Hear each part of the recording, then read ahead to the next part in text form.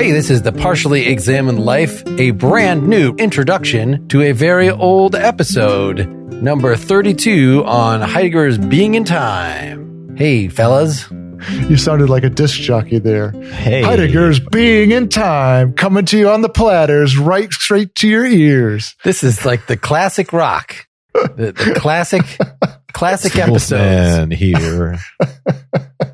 And Seth is, maybe he'll be along in a minute now here, but In absentia. Seth is well represented on this episode. This was like the center of his studies. So he is very reliably. This is back when Seth used to talk. I don't know that he used. I'm sorry.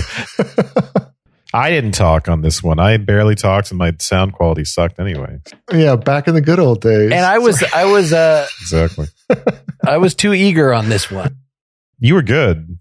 Yes, you were. So my overall criticism, I want to put this in context. So we are going to, for the very next full episode, talk about this same reading.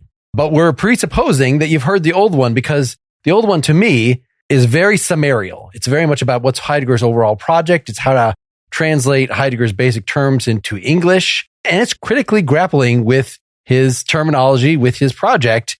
And that's all great, fine, and good, but it does not actually give the flavor of what reading this text is like. So what I've done in preparation for this new recording that we're just going to do a few days from now is I've gone through the intro in chapters 1 through 3 and just pulled out select portions that I feel like, yeah, we should do a close reading of that bit and that bit and that bit, and that'll supplement what you're about to hear just fine. Did you guys also feel like that was too secondary literature-y? We certainly weren't engaging with the text as much as we do in our current episodes today. That's true. We were not that engaged. Yeah. I wouldn't have used the phrase secondary literature-ish. I would have said summarizing big ideas in the text to me. Mm-hmm.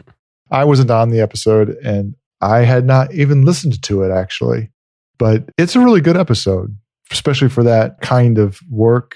You get the big ideas out of it. So I've not spent much time with Being in Time.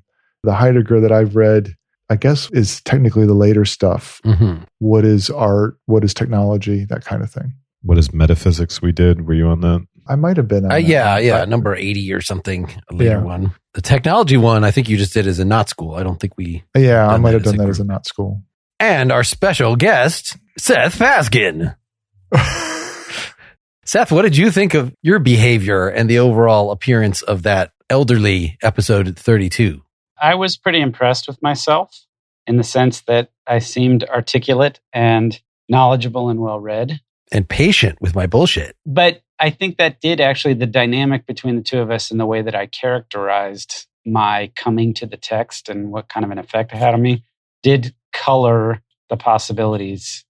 You know, it dictated where the conversation went as far as like setting this up as a response to traditional epistemological problems or something like that. And it's obviously, there's other directions you could go with it. So I did notice that. Well, I can say that even though this was nice in this episode, that of course we reflected on the fact that he was a Nazi and just things about his personal life and where his later career went. In this next episode, I don't want to do any of that. I don't care about any of that. I have been losing myself to the text, just relishing in his language and how actually it's Getting ravished by the text. it is pretty straightforwardly delivered. Like, it is not like Hegel's Phenomenology, where you're like, I'm not sure what any of that meant. Let me read that 3 more times.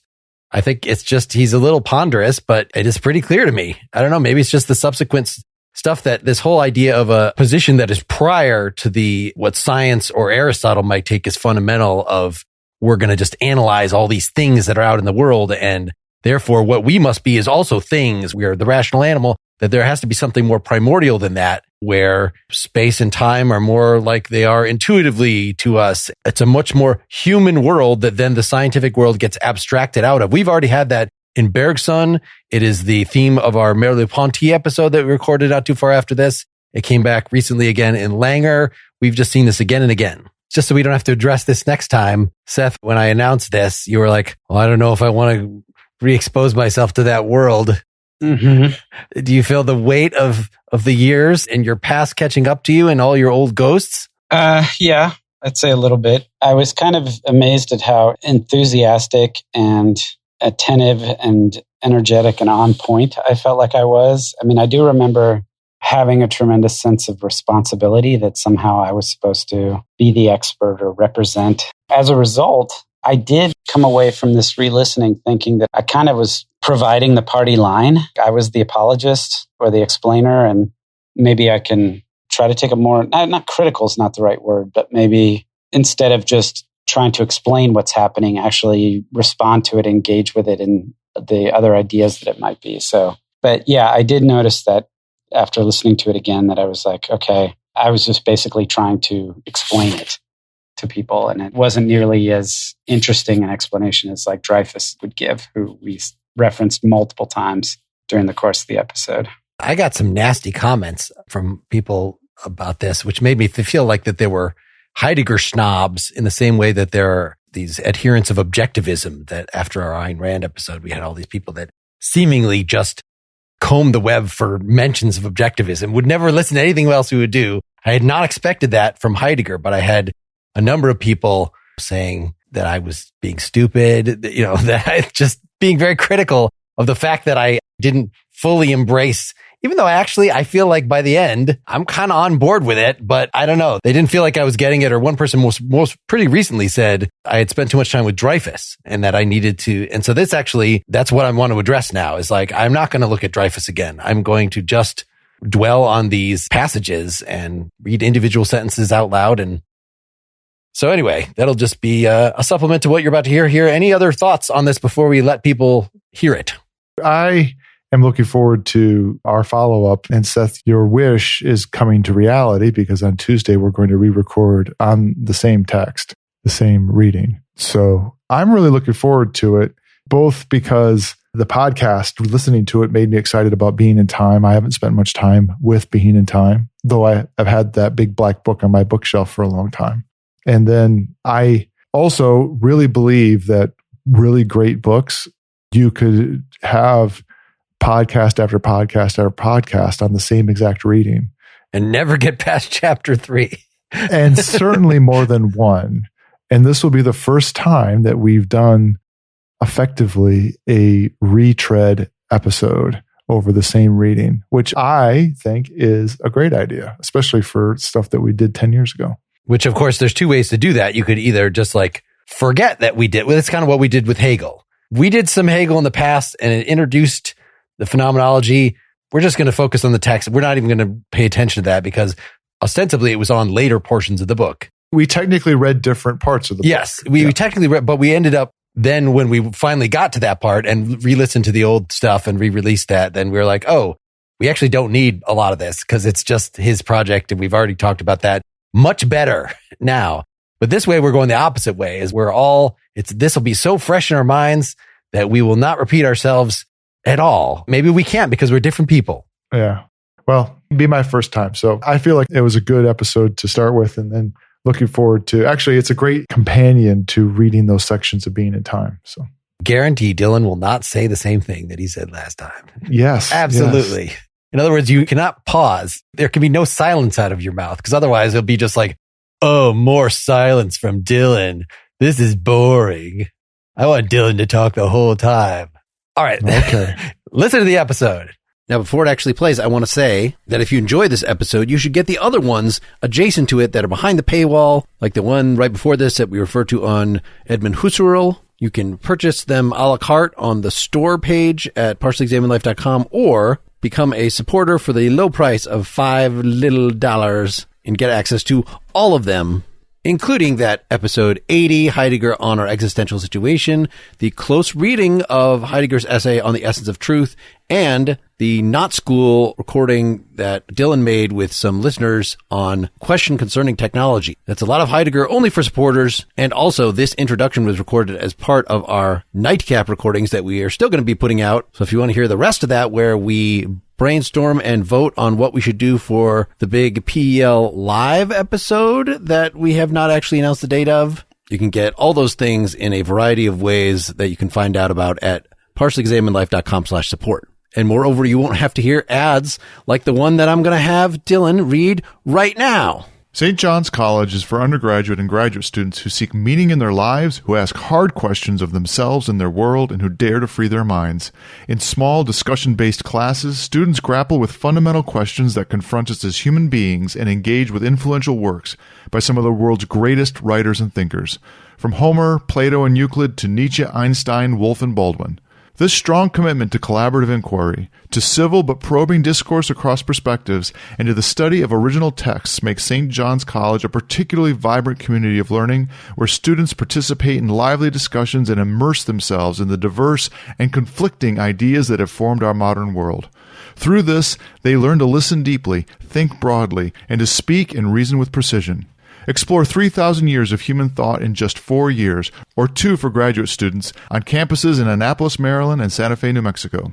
Learn about our undergraduate and graduate Great Books programs, including online graduate options, at sjc.edu/PEL.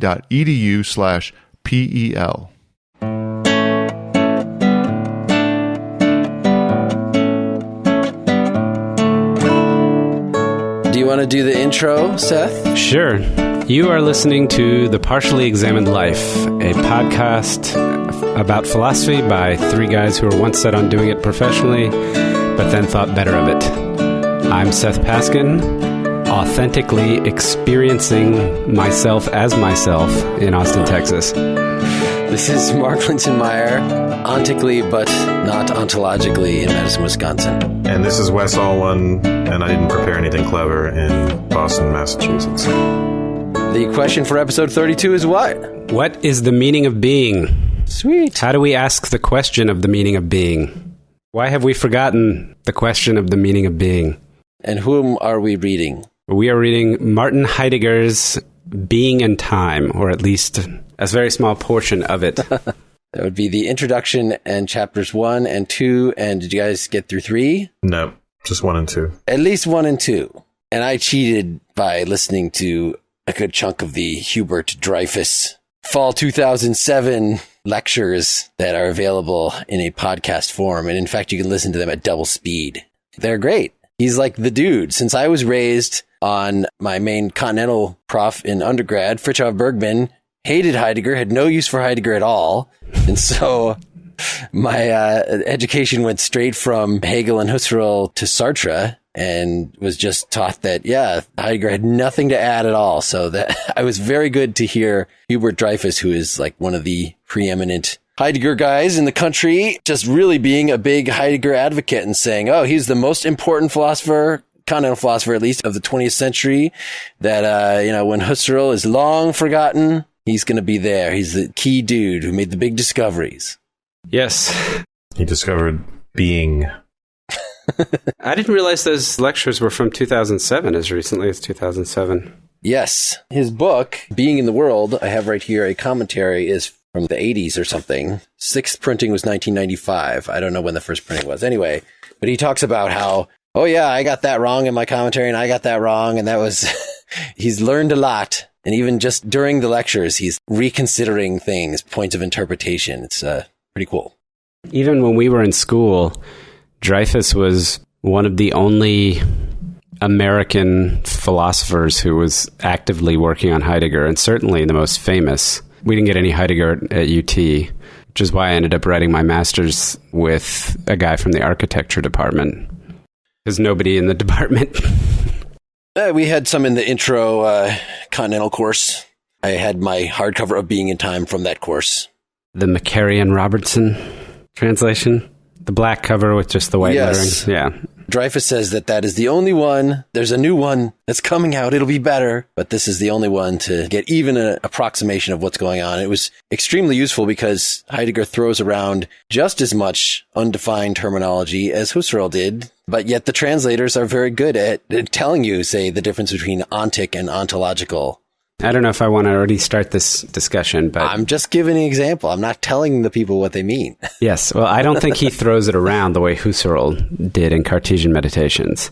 Yeah, I think he is clearer than Husserl, I think. He definitely takes a long time to say anything, just like Husserl does. He's extremely methodical and giving the Greek and the Latin. Yeah, I think he's probably clear to me because since I had all that ancient Greek and was indoctrinated in the Heideggerian cult that is St. John's. So I worshipped being for many years. Good for you.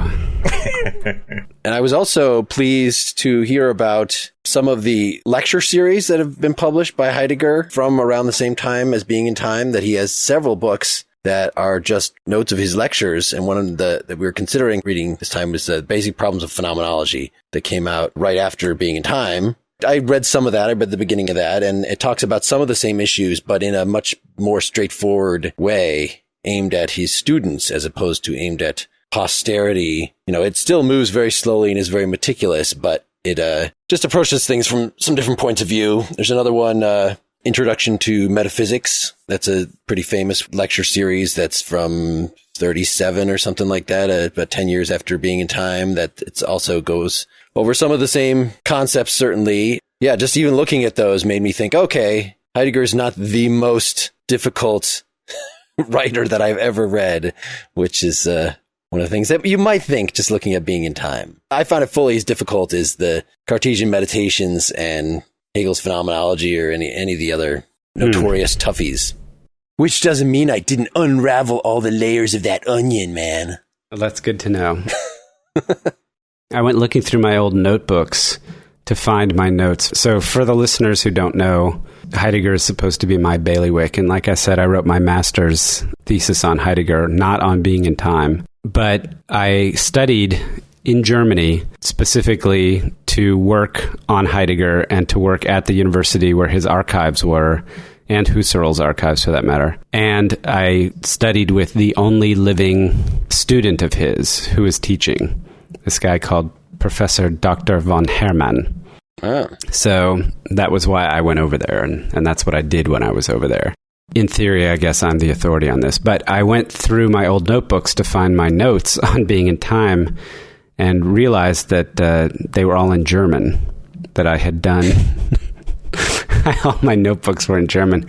And in addition to my handwriting being such that I had a very hard time understanding what I had written, I realized that I was not even going to try to attempt to read my own thoughts in my graduate school German that I was learning at the time. At the time I was there, von Hermann was talking about some of Heidegger's later stuff, like about Hölderlin and Rilke, poets. So he's writing about poetry. I knew he wrote a lot about art. He wrote a lot about poetry, yeah, later on in his life. Well, why don't I go ahead and give like a little quick sketch? Unless I can jump in with a bit of news before we actually get to the content here. Very important to our audience. Last night, Josh Casey, the guy who is one of my many brothers-in-law, who put up our WordPress page to start us off, broke the world record for whoopee cushions. I shit you not. What does that mean? It means that they have very precise requirements that you have to have a whole bunch of chairs and there's a set distance that they have to be apart. And then you put a whoopee cushion on each one, and how many can you sit on in 30 seconds? I believe it was 30 seconds, and he broke the record. The record was 27 before, and he got 31. And he could have done more, but he was only set up for that. It was part of this big juggling festival thing, and they had it was very official. So he's in the Guinness. He will be in the Guinness Book of World Records, yes. Wow. You are related to greatness. And apparently, even if you listeners say, I could do more than that right now, there's all this, like, to do anything with Guinness, there's all this red tape you have to get through. Like, it took like a year for him to set up this official trial thing. So you can't just do it in your house. And each whoopee cushion must make the whoopee cushion sound. If you sit on them too fast and they don't make the sound, it doesn't count. So relate that to the mode of being of. Well, he wasn't just getting the sound out of them. He was letting them reveal the sound that was within, and he's letting them reveal themselves as they are in themselves. Well, congratulations to Josh. Yes, congrats, Josh. Okay. There are plenty of places on the web that you can go and get kind of a detailed biography of Heidegger, but I want to kind of call out a few highlights just to put some context so that you'll be able to understand some of the things when people talk about early and late Heidegger and the fact that he joined the Nazi Party and what that means and why that got so many people upset and so on. So Heidegger was born in a very small town in southern Germany just before tail end of the 19th century. And he always lived in and around southern Germany in this small town. He was very, very provincial. And that's important because it influences the way he talks and thinks about things. He never lived in a big city, never wanted to go to a big city, never wanted to teach at a big university. And so throughout all of his work, you will see him using examples and metaphors and so forth that are all taken from pastoral, rural life. So there's a lot of people who have called him provincial and naive in that respect, but that just speaks to kind of where he's from and what he did. He was a very bright student. Well, and he liked to talk to the peasants, says Dreyfus. Philosophers are, academics and rich people in general are too infected by culture to sort of have pure experience or something like that. So being able to chat with the peasants regularly was a specific reason why he wouldn't move to Berlin or something. This is a Hubert Dreyfus story anyway. Yeah, well, Dreyfus traveled over there and met him while he was still alive, so he may have some anecdotes, but there's no doubt that the person who works the land is kind of his model to some extent for what constitutes authentic existence, and he never wanted to lose touch with that. And when we see what that means in the context of being in time, it'll make more sense, but it'll also make sense that only somebody who came from a background like that would ever write a book that talked about this stuff in this way. So he was a bright student, obviously. He was born Catholic but married a Protestant woman. And there's a lot of people that make a lot out of he studied at one point for the priesthood, but decided against it.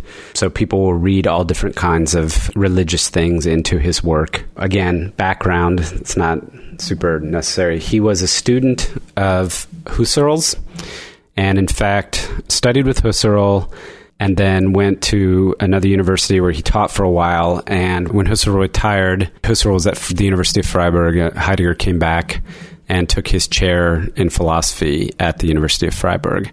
During the time that he was there was the time of the rise of National Socialism, and he was elected by the other faculty members to be the rector of the university, which is essentially the representative of the university to the broader social world.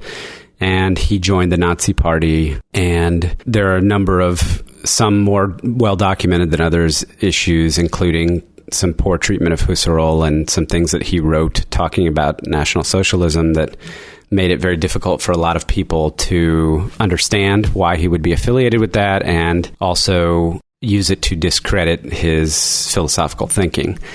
While the Nazis were still in party, he resigned. He didn't resign from the party, but he resigned as rector and actually went into exile. They eventually decided that he was not ideologically compatible with their ideology, and he ended the war in a work camp, digging ditches, and then basically was banned by the Allied powers after the war from teaching for about 3 or 4 years. Basically, that whole experience changed his way of thinking. And in the latter half of his life, instead of writing a sort of systematic philosophy like you see in Being in Time, he wrote more shorter essays, taught a lot, and focused more on what Mark was saying about poetry, art. He went back and wrote more about the Greeks. And the difference between the earlier Heidegger and the later Heidegger is sometimes called the turn, dikera. I think in general you can say he never really changed what he was trying to accomplish, which was this obsession he had with talking about the meaning of being. But he realized that the program that Being in Time represented really wasn't something that could be accomplished. And just a couple things about that.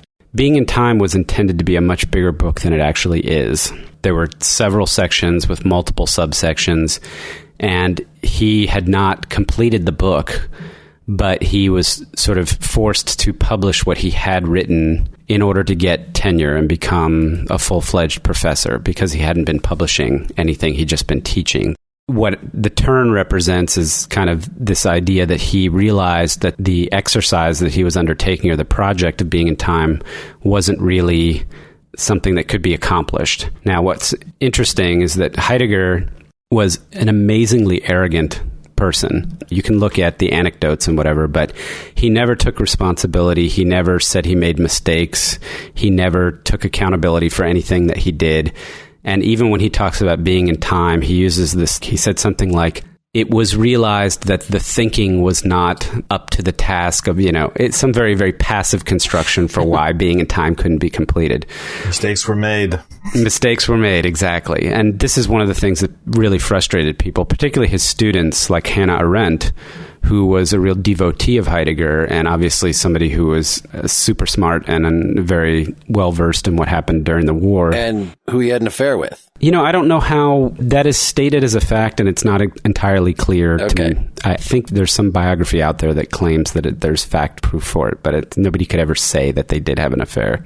Well, if it's in Wikipedia, it must be true. Yeah, but she even pleaded with him to at least renounce what he did, and he refused. I mean, he's kind of a prick. And there's some cool stuff out on YouTube. You can find some like a television interview with him, and you can see him speak. And even with the subtitles, you realize that he's just completely out of touch. For somebody who supposedly liked to hang out with peasants, he talks like he's from another planet. And nobody watching that who was at all a normal person or a normal German would understand what he was talking about. It's Bob Dylan.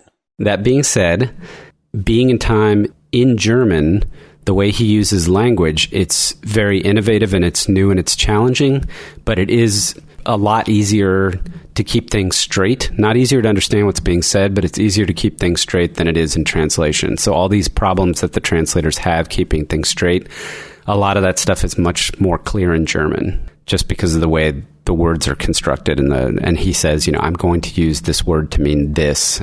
Right, because they're tinker toy words, right? Because it's like Sorgen and Besorgen, and that's care and concern. You can see that they're just about the same in German, and that would mean something to the German speaker. Whereas for us, those are artificial terms. Yes, just for the record, Dasein, for example, is a word that's very common in German that he uses in a kind of weird and twisted way and tries to tease out all this meaning. But being in the world is not a common phrase. And the construction in German looks weird in German, but at least you know what he's talking about. At least you can differentiate it because it's a big hyphenated clause, in der Welt sein. So, for listeners who go out and look him up on the web, you're going to see all kinds of crazy stuff about.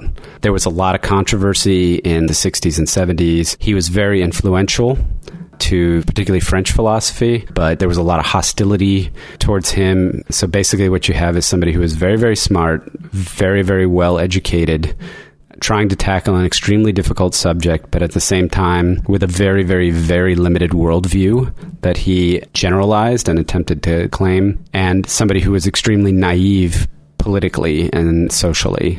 But I think still one of the more profound thinkers, and you'll see when we talk in a little bit about what the project of being in time is and what he tries to accomplish, why it spoke to me so personally. This was the book that changed my life philosophically. He was the thinker that changed my life philosophically. And was it chapters 1 and 2 that changed your life philosophically? Will we get to see the change? Yes. Yes, you will. Okay. So the whole beginning part is, here's his methodology. Here's why we should talk about being and things like that. But the whole second half of the book is more what was really the foundations of existentialism, right? Is what counts as an ethics for him of being an authentic person, and just talking about your ways of being having to do with your way of orienting yourself in the world in the way that Sartre or somebody like that would talk about it. Yes, but as a qualifier, I don't think anybody would tell you that counts as an ethics for Heidegger. In fact, that's a huge problem, that he never articulated anything with kind of a positive value system like that. So let me set the stage for what I think he's trying to do here and what he thinks the problem is. We have the history of philosophy that's spending all of this time trying to figure out metaphysics. And metaphysics, he says, is really the study of beings. His concern is to say, look, we're doing metaphysics, we're talking about, what is a person? What is an object? What is an idea? What is God? And we haven't stopped to ask ourselves the question of what is the meaning of being? And you can kind of boil that down to this. When we say what is, we have an implicit understanding of the word is. And we never really fully articulate what that is, but we use it all the time. So when we say, well, what is the subject? Or what is an idea? Or what is God? What we really should be asking is, what is? What do we mean when we say is? And he says, we presuppose something by that. We have a sort of what you might call pre-ontological or pre-theoretical understanding, but we never really fully articulate it.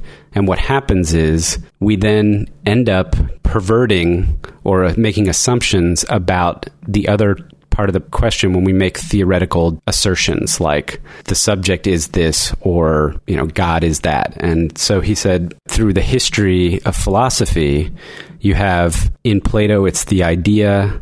In the medieval philosophy, it's substance or substantia. In modern philosophy, it's the subject or objectivity. And in Nietzsche, it's the will to power. Basically, all of those things are a stand-in for us. Why are you saying they're stand-in for us? They're a stand-in because if somebody says, well, what is being with a capital B? Mm-hmm. And you say, oh, well, it's substance. And he's saying, well, substance is one way in which that we think of beings. That's the being of beings, but that's not being with a capital B. That's the being of certain beings. So in other words, he's trying to say, if you want to talk abstractly about being, not the being of an entity, but being in itself or being abstract, we haven't done that. So we just use the being of something as a stand-in for it.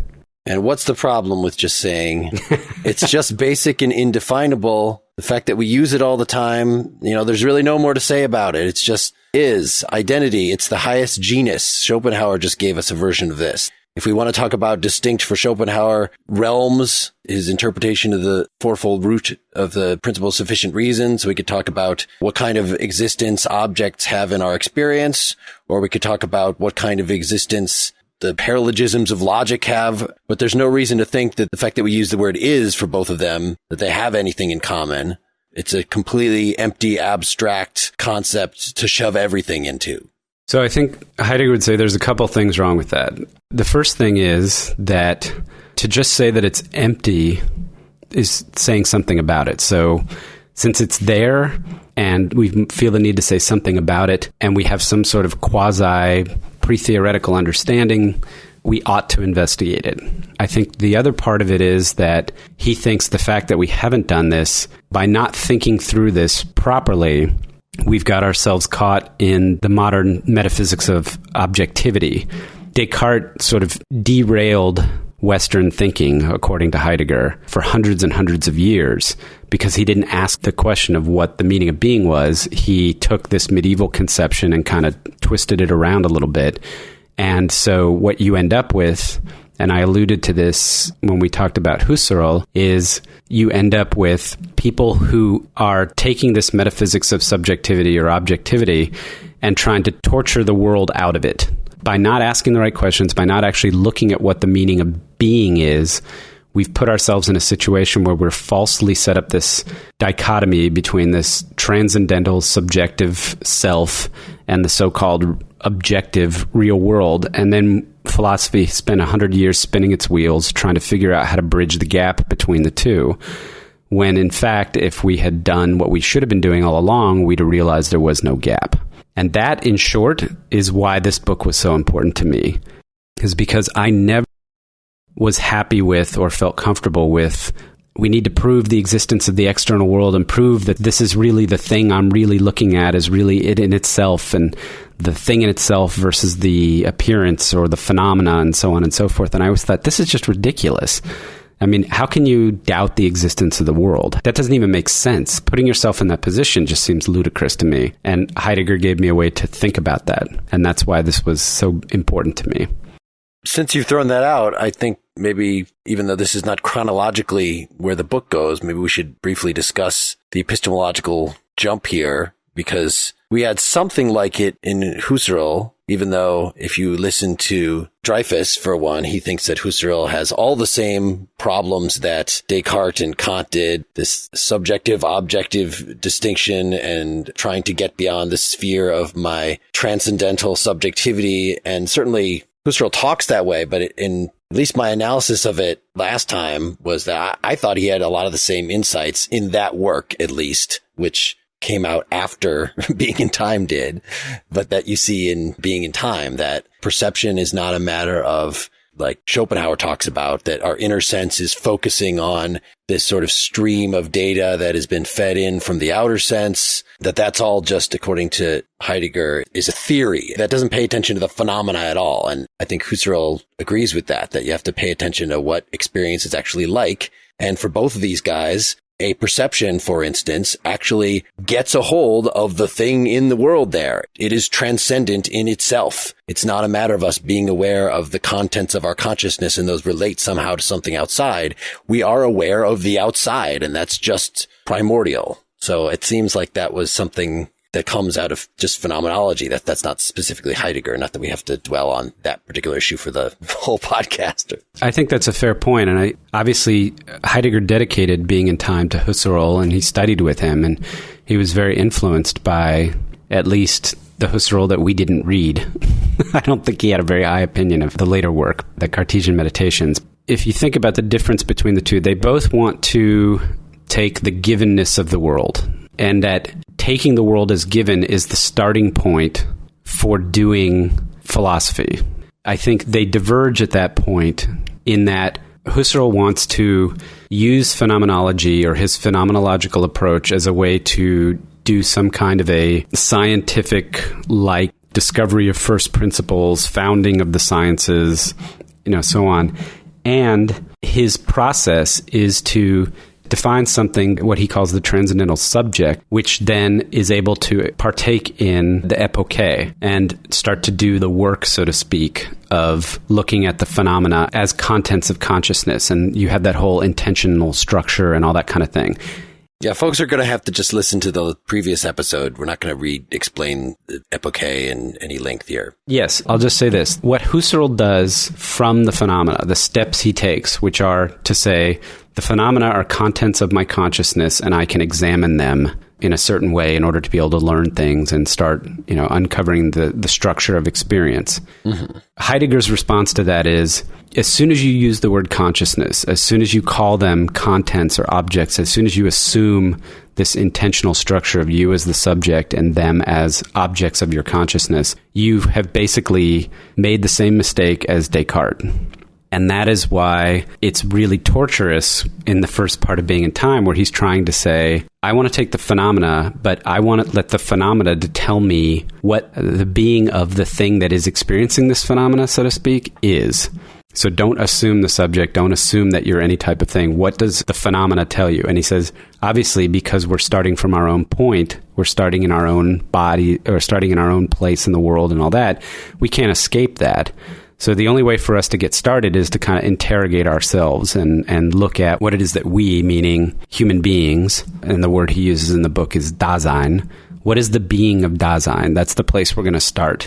We're not going to assume that Dasein is a subject and that the world is this set of phenomenal experience, so to speak. We're just going to ask ourselves, what in the world is Dasein, that being? And one of the first things he says is, it's not substance. That's not what the phenomena tell us.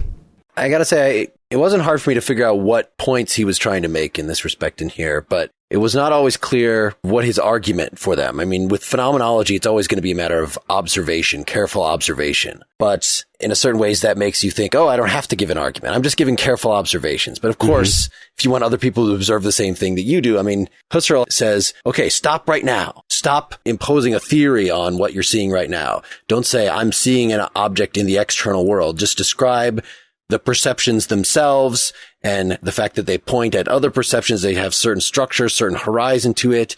There's a certain structure of your experience. Let's just call it the transcendental ego, the thing that seems to connect together all these different experiences. That is repeatable. That's the appeal of phenomenology. It's experimentation without having to get out of your chair. But Heidegger seems to have a very different idea of even what the phenomena are and how you go about examining them. It's certainly not just restricted to the here and now. In fact, that's the big mistake, right, that Husserl makes, that we need to analyze Dasein, analyze the human being along the horizon of time, whatever that ends up meaning. Right.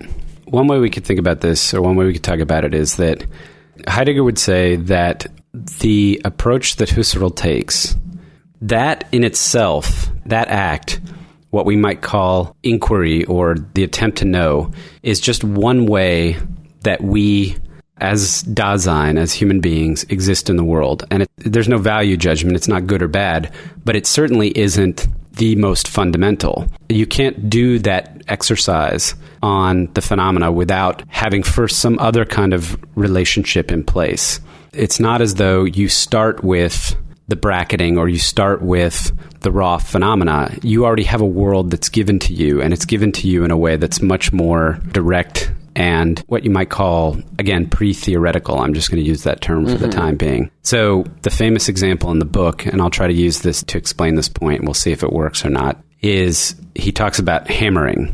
If you're using a hammer and you're hammering a nail, you are not thinking of the hammer or using the hammer or looking at the hammer as an object for inquiry where you're trying to identify its properties or its traits, and you don't take your experience in using the hammer and try to break it into its constituent parts and talk about what those might be. You just use the hammer. You just hammer nails, and you're doing it for a purpose. Specifically, you're trying to build something. Let's say you're trying to build a chair. So your activity has a purpose towards which, and you are in no way, shape, or form theoretically or abstractly removed from that experience. Now, what you can do is you can stop for a second and you can look at the hammer as an object, and you can separate yourself from it and turn it into some kind of field for visual experience. And when you get to the point where you're just focused on your perception and you're trying to do the sorts of thing that Husserl was talking about, or make any kind of proposition like the cat is on the mat or something like that, you are doing something that is an essential human activity, but you are already way abstracted from something that you had to presuppose, that had to already be there for you to take that stance, and B, that is more, I hate to use the word primordial, but maybe more primary. Your being in the world, you're existing amongst things and using things and functioning in the world is prior to your stepping back and viewing things and trying to comprehend them or know them or categorize them or classify them. And to him, that was one of the fundamental things that you discover when you think about what's the being of Dasein. Well, part of the being of Dasein is being in the world, and part of being in the world is using stuff and doing things. And all of that is prior to any kind of theoretical stance of knowing or apprehending or anything like that. Do you think there's really a fundamental problem to the Cartesian enterprise given by Heidegger here? I don't think there's a problem by saying, oh yeah, there's all this stuff that's happening before you reflect, but now I'm reflecting on it. And in fact, hey, isn't Heidegger, didn't you just reflect on it to figure out what you're talking about right now? I mean, if anything, you could say Husserl's epoche is pretend time. You really think you can throw away theory, or back to Descartes, pretending to doubt that there's a hammer there at all, or that you're in the world. I mean, you can't actually make yourself, just because you say you're doubting it, you can't seriously do that. And you could say with Husserl, I mean, Husserl talks, yeah, okay, I know that when you reflect on an experience, you kind of change it, but still, there's enough of it intact, you can figure out what was going on there. Heidegger's going to say that's way more of a danger than you thought. Once you reflect on it, as you say, you've lost the immediacy of that experience, the experience of being unreflective. You can't capture that by reflecting on it exactly. Although strangely, again, Heidegger just did that. I want to make the point that Heidegger doesn't think there's anything wrong with doing that. I think what he's saying is that in the process of doing that, this idea of the distinction between the world and you with this inner life and this subjectivity, and the world as existing in space and having an objective reality, and us wondering whether we're in touch with that objective reality or not. And he says what's happened is, in the process of doing that, we forget or we cover up this more fundamental relationship we have to the world, which obviates any kind of radical skepticism and obviates the need to have arguments of the type that Descartes has led us through. I don't think he's saying that you can't think of things that way. Far from it. In fact, you can, and it's an important activity. That's what science is. Science is objectifying the world and turning it into quote unquote nature, and then coming up with propositions about it. And that's all well and good. But when you assume that the way scientists treat nature, treat the world, is the same way that human beings should be treated, so to speak, ontologically, like we are the same as trees and cars and televisions and all that kind of stuff, and that becomes a problem for us, then you've made a mistake.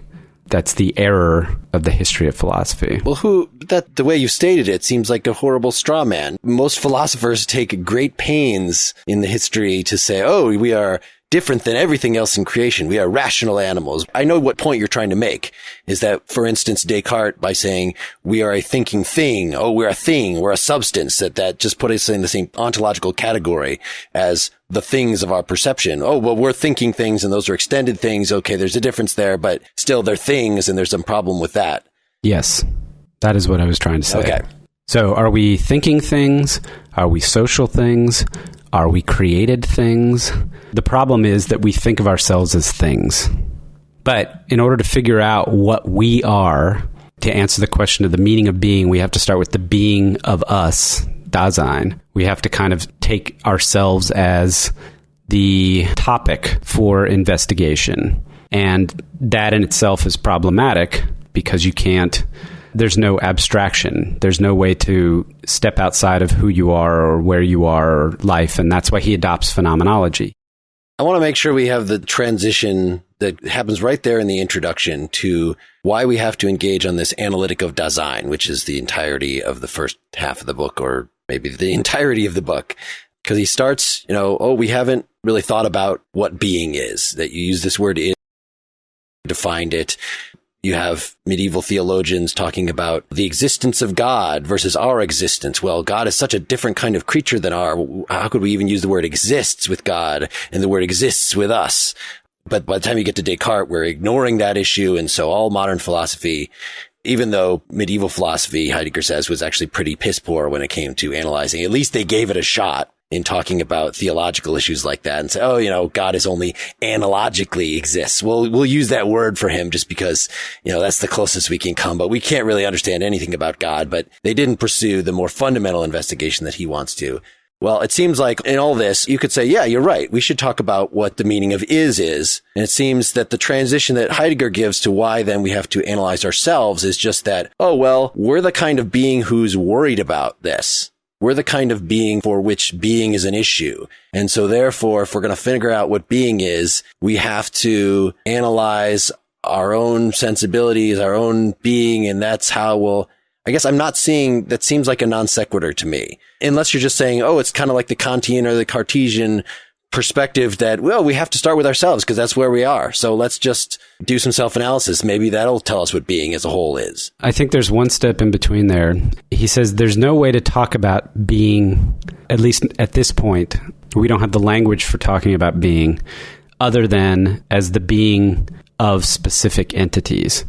So we can't talk about being in the abstract or in itself or by itself, but we can talk about the being of this chair or the being of Dasein or the being of a horse or something like that. Also, those particular beings, I think we begin with Dasein, right? Because it's sort of the arena where those other things can disclose themselves. So the Da is the place, right, where the beings can show themselves. It's like saying that pre-Heideggerian, Husserlian or Kantian might want to say, if we want to talk about objects, we have to talk about their constitution by the subject. I think Heidegger is, as you mentioned, Seth, trying to move beyond that, but I think there's a parallel in saying that to talk about beings, we must begin with Dasein, which is the place where they can exhibit themselves. Mm-hmm. Yep. Now, is there something special about the German word understanding that makes it so that it is not unambiguously mental? Like, isn't it verstanden, which sounds like you're standing on something about it? Because it seems like he's going out of his way. The way Wes just put it, this is the arena where beings are disclosed. Well, that sounds, again, like Husserl's picture of his field of consciousness. Yeah. And that I know that Heidegger's big deal is, no, don't impose mind and consciousness on all this stuff. Like, we could have an understanding of something, be a behaviorist about it just because we're acting toward it in a certain way. I understand the hammer because I'm using it to hammer. That doesn't mean if I ask you, actually, the hammer is not even the best example of it. What about understanding your own hand? I mean, you're just using your hands all the time, but that doesn't mean that you could give a lot of anatomical data about it. So you could say you have an understanding without necessarily meaning anything mental by it. I think understanding is one way of being. I mean, Heidegger would say one way of being. He's not going to say that in using the hammer, you understand the hammer. Well, you pre-theoretically, you don't thematize it. You don't explicitly understand, but you have an understanding. Isn't that what you already have an understanding of being? It's implicit. That's why we can make this foreign to us. How could we even ask about it? How could we even know where to start looking? This has to be something that is pre-theoretically familiar to us. Yes. And by the way, I'm the one using the word pre-theoretical. It's not in the book for anybody who's interested. He has a more tortured way of saying it. But the key is the way we use the word understanding presupposes something like an object that we think of as a substance with properties and so on and so forth. And if you want to think of it this way, you can say, you can take that kind of a stance towards something in the world. You can decide that you want to understand something, and you can think about its properties and make truth and make propositions about it and catalog it and so on and so forth. But he says that's not the normal way that we function. We don't normally function by thinking of things as objects, by trying to understand them. In fact, we don't try to understand most stuff. We just use it. And in the process of using it, we do not necessarily have any kind of knowledge about the objects other than the knowledge of their utility, how they're used for the purposes of doing something with them, which he suggests is not the same thing as knowing that it weighs this much, that it's this color, that it's a particular example of this type of thing.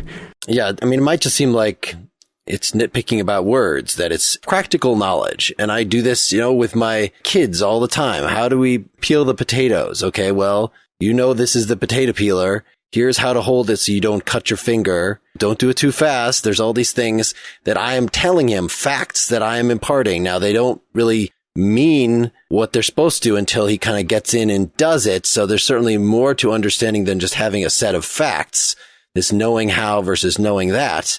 But there's nothing that tells me that, this is not, I don't want to call this knowledge at all. He's just, now he's Zen. He's unreflectively peeling. Right. No, that's actually a really good example. Here's what I think Heidegger is trying to say. If you want to call that knowing and say there's knowing that this is a potato peeler and there's knowing how to use it. Mm-hmm. Okay, fine. What Heidegger wants to say is you peel the potato because you're engaged in an activity whose end is to create mashed potatoes, which you intend to eat with your family.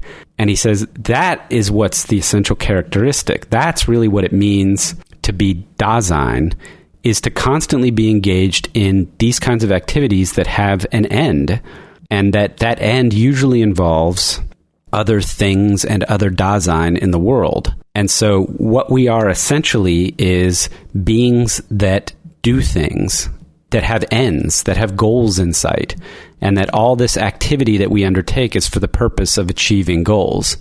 You still have to know how the damn thing works. There's still knowledge in play, seemingly. What are you trying to save, or what are you trying to get at by saying there's knowledge in play? Well, I guess I'm pointing at the fact that you haven't clarified, and I don't know if it was entirely clear to me. I mean, he's trying to get ultimately the fact that the kind of relationship that we have, the world that you're talking about, is more fundamental, is more a priori. And by that word a priori, he just means more phenomenal. It's not a Kantian fancy term. If the idea of philosophy is an analysis of everything, we want to give a complete picture of the world. And if you think that to do that, you have to start by backing off and taking the scientific naturalist perspective, and you think that you can give an analysis and somehow reconstruct the world of meanings, our fundamental being toward the world in this goal-directed way, you're not going to be able to do it. That's his point. Yeah, I think if you wanted to draw a contrast to Husserl, right? What are the phenomena with Husserl? The ecological layers, yeah. Yeah, I mean, he's looking at this abstract structure of consciousness, as a way of getting at the abstract structure of objects, almost in sort of a cognitive science, even though it's not cognitive science, but he's interested in the type of things, right, a cognitive scientist might be interested in, it seems like. And with Heidegger, it's almost as if the social and the historical are fundamental, right? Human beings are in the world, and their sort of practical interaction with it are fundamental. You don't start with a abstract explication of consciousness and build to those things. They're not derivative of it. They're going to be the primary things. Ontologically primary. And that's why it's so crazy, because you could say, oh, sure, naturally, the scientific life, the theoretical life is exceptional and is an achievement and is something that we're abstracting away from all your natural purposes, right? Even philosophy itself, the fact that you're reflecting, you're breaking away, that's not controversial. And maybe there's another way I can try to respond to this. What Heidegger, I think, is trying to get at here is this. You are in the world in a particular way. And the way you are in the world is to constantly be engaged in activities and doing things. And you're doing them for a reason. And that is a fundamental, for lack of a better term, it's a fundamental characteristic of the being of Dasein, that it is constantly engaged in doing things that matter to it. We don't have to even talk about theoretical stuff like science. Mm-hmm. We can talk about walking or learning how to use the potato peeler or whatever. Potato peeling never becomes an end in itself. It never becomes an activity in itself that matters to you, in the sense of you don't become concerned about potato peeling and the structure of potato peeling. You peel potatoes so that you can cook potatoes, so that you can eat potatoes. You learn how to walk, but once you learn how to walk, you walk to get from one place to another. Mm-hmm. And you don't even think about it when you're doing it. You are never standing still, just contemplating something completely dispassionately for no reason. You always are disposed to be concerned about something for some reason and to be doing something for some purpose. That type of being, he thinks, is different from the type of inner subjectivity or transcendental subjectivity or any kind of abstracted self-consciousness or self that has been articulated so far in the history of philosophy. Those articulations are all about objectivity, right? So what is Kant concerned with doing? He gives us all these categories, beginning with causality and going on from there. He's trying to give us the fundamental structure of experience or the world. It goes both ways. And maybe Heidegger is making the point that the fundamental category that takes precedence over all that is care. It's this thing that's ignored by the concern with objectivity, is this relationship between the subject and the object. And that's what Kant is obviously concerned with in Husserl to a large extent. I get the fact we're characterizing Heidegger as trying to de-mind a lot of the analyses that have come before him. So Husserl, following Brentano, said fundamentally consciousness, which again, I guess he thought is our fundamental relationship to the world, which is Heidegger's big beef with him, is intentionality, which is every bit of consciousness has an object. It is directed towards something or other. And Heidegger has a similar notion to that, but since he's not concerned with consciousness, Dasein itself, we have this fundamental orientation of engagement. So it's not exactly the same thing. In fact, Dreyfus says it's not intentionality at all. I guess you could say, I'm fundamentally engaged with the activity of potato peeling or something, but that the way you described it is I'm not focusing, my consciousness is not focused on the potato peeler or on the potato, or even necessarily, I think there's a deeper analysis of being in the world that's even underlying any particular goal that we might have, just this overwhelming engagement we have with the world. So that's supposed to be some kind of analogical thing to Husserl's notion of intentionality, right? Yeah, I've got notes on Dreyfus's lecture. Let me tell you how he explains the difference between things, and then we can talk about what you just asked about, Mark, if that's all right. Heidegger's review of the history of philosophy, talking about the fact that we've had this idea of substance, and that we think of things as substances means thinking of them atomistically. So if a thing is a thing, we think of it as a standalone thing. And a huge part of the problem is trying to find a way to bridge the relationships between things, like the issue with causality or knowledge and subject-object distinction.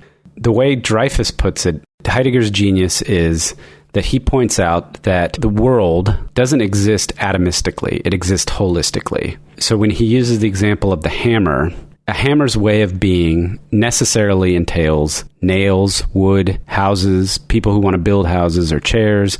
You can't describe a hammer just based on its own atomic intrinsic properties. You have to describe it as something that's used in conjunction with all these other things for the purpose of accomplishing this by this type of person who has, this, it's the whole holistic view. That is the type of being that Heidegger calls readiness to hand as opposed to presence to hand, or Zuhandenheit. And that is the way that Dreyfus characterizes the difference between the two with respect to objects.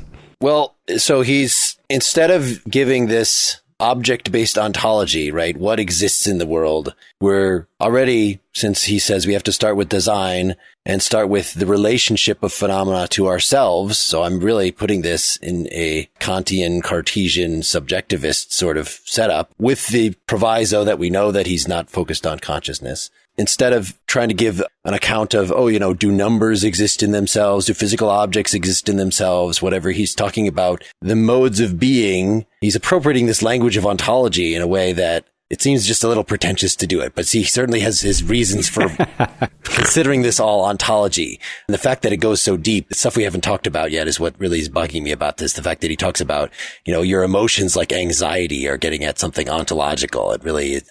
Well, in the case of the hammer, right, it's the idea that the objective description, as a spatiotemporal object with this shape and so on and so forth, doesn't really capture what it is to be a hammer, right? It's a social sort of object.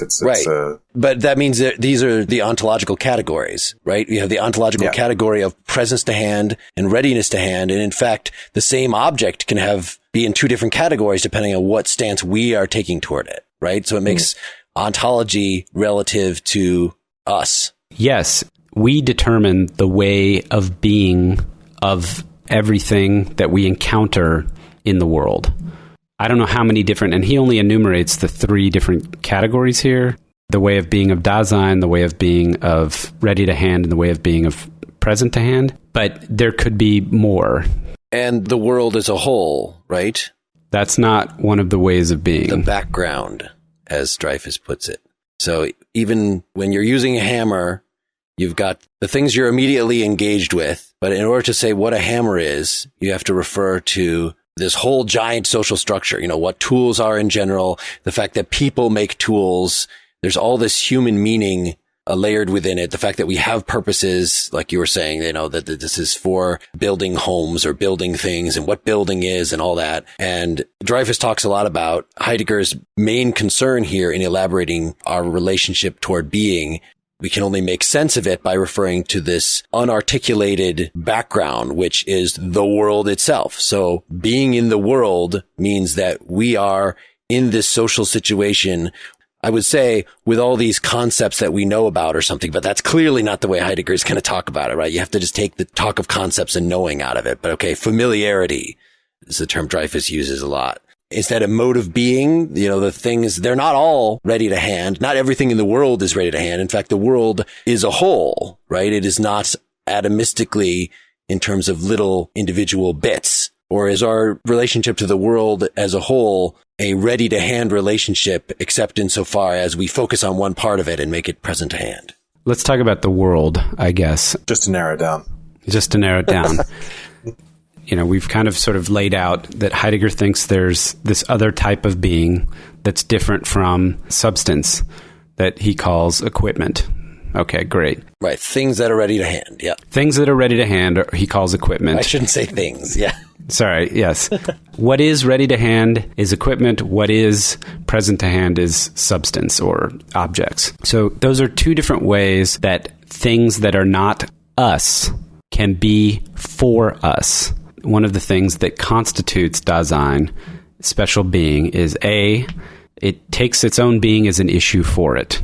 I think its own being is a question for it. And another constituent part of Dasein is being in the world. And this world that is constitutive for Dasein, it's what socially constructs, so to speak, or it's what constructs Dasein. It's what socializes, it's what constitutes what a specific Dasein, what a specific being is, was, and the possibilities that it has to be. Mm-hmm. We're thrown into the world. You don't get to pick when you're born. You don't get to pick who your parents are. And you don't get to pick what culture, what era, what socioeconomic class you're born into. You're just essentially, think of it like you're thrown into the world at a particular point in time. You don't get to pick your gender, your hair color, your height. You don't get to pick any of that stuff. You're just thrown into the world. And that thrownness determines what you come to understand as all of the common practices and cultural things and social things that will ultimately dictate what you consider to be equipment and how you use it, and what you consider to be objects that are present to hand and how you deal with them, and so on. Right, and that's the world, that's the background. Right, and is it right to say that when we say that being is an issue for Dasein, you might think about that in terms of what is it that I'm going to be, especially given the constraints of thrownness, right? I have all these possibilities of what it is that I can be or become, and that's an issue for me. Will I be a lawyer? Will I be this type of person? Will I be that? That's one of the important characteristics of Dasein, right? If you take it in a very non-mental way. Absolutely. Those are the key things. There are two elements to what you just said, Wes, that nail it on the head. One, that you take a stance towards your own being. You care about it and you have concern. And the other part is you look to the future. You project into the future. So you have a concern about doing things and becoming some things or having things or whatever the case may be. And that whole structure of being that way is what differentiates Dasein from all other kinds of beings. I have cats. Cats care about their own preservation. They can show affection. They might get hungry and worry about where they're going to get their food. But a cat doesn't wonder about its future and look towards its own potential end and build plans and strive towards things. That's what differentiates Dasein. That's why they look so happy all the time. Exactly. I wish I could sleep 14 hours a day and not give a shit about anything. I'm not understanding how the way you've described it, and that's the way I, normally understand it. That's why he's so, one of the fathers of existentialism, and his description of Dasein there sounds a lot like Kierkegaard's. The self is a relation that relates itself to itself. But at least according to the Dreyfus interpretation, you can interpret this as navel gazing and introspection as to, what kind of person should I be? How can I evaluate? It comes down to action, and that we determine our being through our action. Through actions, we take on roles. So this makes it very much like the Sartrean kind of existentialism. By your every action, you're putting yourself on the line. You're not just this predetermined substance that can put itself in certain positions. You're actually determining your being. We are creatures without essence. So by acting in a certain way, we are, right? That captures this, what I was referring to as pretentious use of ontological terms to talk about everyday behaviors. And that's a way of getting around saying, I'm wondering and I'm thinking about what I'm going to be. And I'm trying to get a self-conception that no, none of that it's what you do, right? That's how we demonstrate that our being is an issue for us, because we make choices between paths of what to do. Well, I think you just gave a very Sartrean reading of it. That's what I was about to say. I don't think Heidegger would say that introspection is an activity that we undertake. Of course we do that. There's nothing wrong or irregular about that. We can also be indifferent, right? We can have ennui. We can profess to not give a shit. I mean, there's a lot of different stances we can take. But the point is, we do take some kind of stance. We do care or consciously choose not to care about these sorts of things. That's just what differentiates us from trees and rocks and foxes. But he's trying to say, as Dasein, a fundamental characteristic of the being Dasein is caring. He says one of the fundamental characteristics of Dasein is care. One is being in, namely being in the world. Another is care. Well, and care is that analog to intentionality that I was talking about, right? Yes. Yep. To bring it back to that, it's an analog to intentionality, except that he would say that care can manifest itself in lots of different ways. You can find something scary, you can be angry, you can love, you can hate, you can be indifferent, you can be bemused. We're never neutral with respect to having some kind of disposition over against some activity or something. So that's the analog. I don't know how tight the parallel is. Mm-hmm. Because, of course, I passed out before you guys solved all the Husserl problems last time. Yeah. So, yes, we always take some kind of stance vis-a-vis what's going on in the world and in our lives. And we undertake activities in order to do things that we expect to get realized in the future. And that's really, really important. I took being in time with me on my Christmas traveling. And so I was, in fact, sitting around in a doctor's office for a while where my mom was being treated. And I was with my sister and my dad and her. And I was reading some of Being in Time aloud to intelligent people who are not philosophy people. And they made me stop. And very, very soon because... And this is the reason I'm saying this now, because it's like it was taking him so long and circumspectly and putting in all these difficult words to say like what a hammer is. And I picture people listening to this and saying, okay, Seth has now said for the third time, yeah, we have goals. We're concerned with things. Like, really? You had to write a book to... No.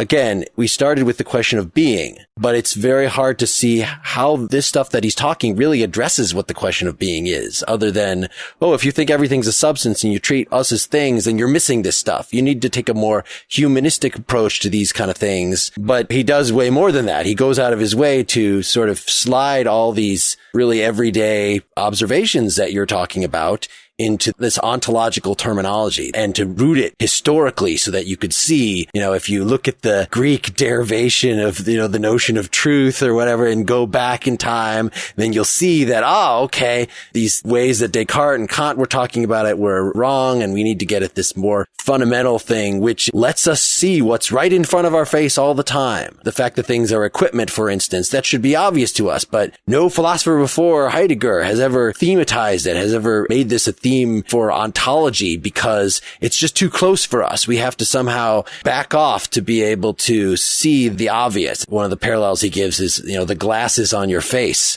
even though those could be ontically the closest possible thing to you. In other words, the glasses are right there on your face, but ontologically is extremely far from us because it's really hard for us to focus on it and grasp its true significance or to realize it's even there. So I guess I just in one speech said, this sounds useless, but it's not. I got confused there. Listen, Mark, I agree with you. I mean, I think probably when he wrote this book, this is a really radical thing to say within philosophy, right? If you tell somebody, nobody who's listening to this podcast, who's a normal human being, is going to be like, wow, I just learned something about human nature. But for Heidegger to say, we have been screwing up ontology and we've been engaged in this misguided activity called metaphysics for hundreds and hundreds of years just because we're overlooking this. And I'm trying to raise the fact that we need to turn around and look at it. And he's trying to draw attention to it and say, okay, if it were the case that this is a fundamental part, this is a way of being of Dasein, what is that ultimately going to mean for ontology? He says, that this is just preparatory, blah, blah, blah. And he ends up throwing away the project of trying to do Being in Time. He never finishes it, right? So maybe he realized what you're pointing out, which is he was right. It is somehow critical to doing ontology, but there's no way to thematically get to it by doing some sort of big exposition or whatever, which is why in the later part of his life, he spends time reading these poets and talking about architecture and stuff like that.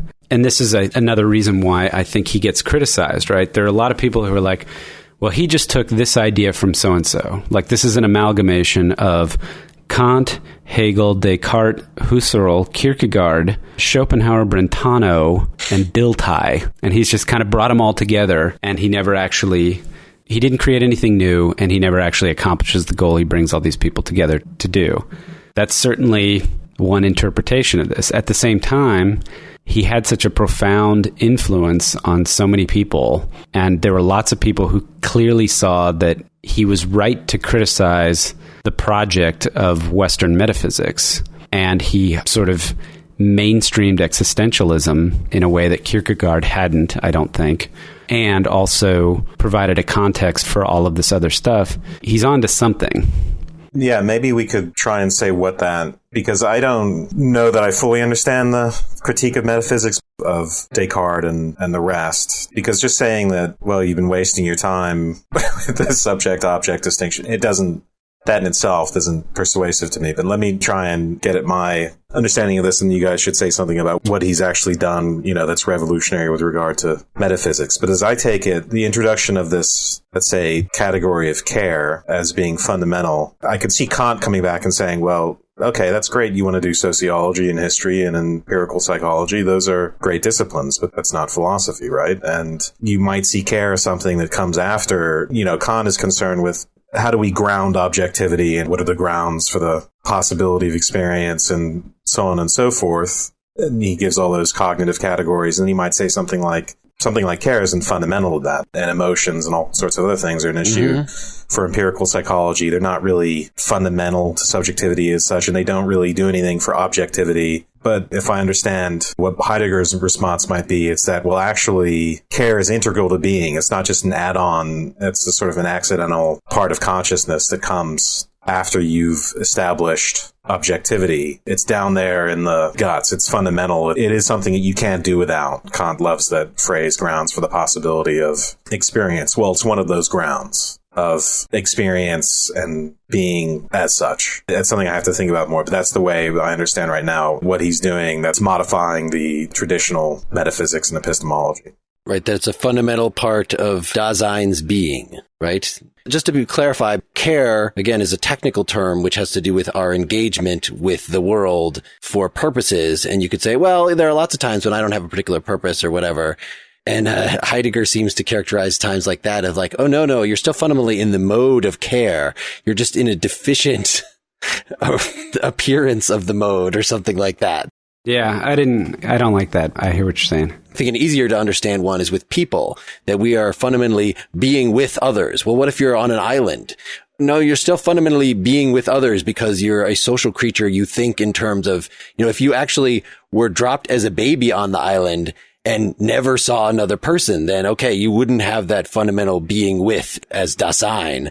But the fact that you were socialized at all means that you are in the ontological mode of being with, even if you're not physically with anyone. And it's the same thing. So you're in the ontological mode of care, even if you don't give a crap about anyone and you don't have any particular goals and you're just a slacker.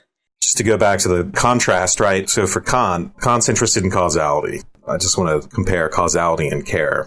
And maybe that's helpful. For Kant, there's no such thing as objects without causality, and there's no such thing as experience without causality. Something like care never comes into that picture. That never grounds what it means to be an object or an experiencer.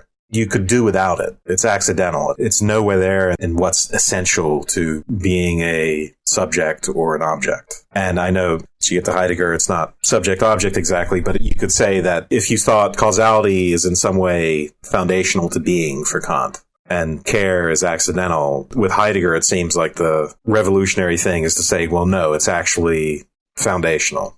There's no such thing as being without that. Well, and what does foundational mean? Because that's the key. It's to redefine what foundational means, is to say that instead of what's basic is substances, and you can kind of build those up, and eventually, if you get into empirical psychology, you can talk about people having purposes and they have mental things, and maybe we want to reduce those to talk of physical things, and maybe we don't.